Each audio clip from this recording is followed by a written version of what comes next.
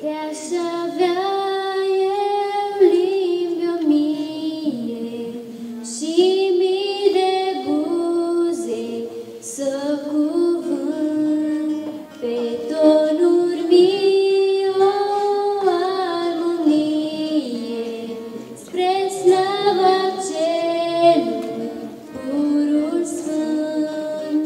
I-aș mulțumi de ce-a făcut cu mine Fiul cel pierdut. I-aș mulțumi de ce-a făcut cu mine Fiul cel pierdut.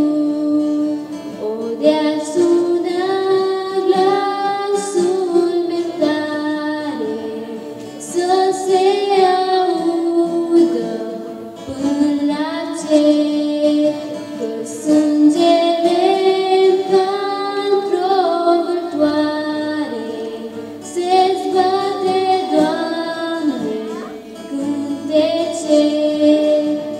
De-ar fi toată suflarea mea, unii spre înălțarea Ta. De-ar fi toată suflarea mea,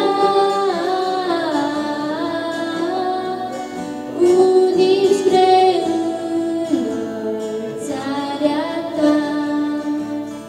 De ce tăcesc puterea mele? Mai sus,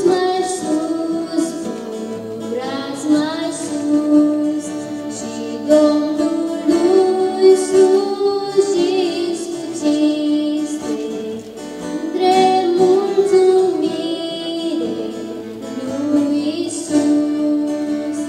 Așa sufletul, trupul meu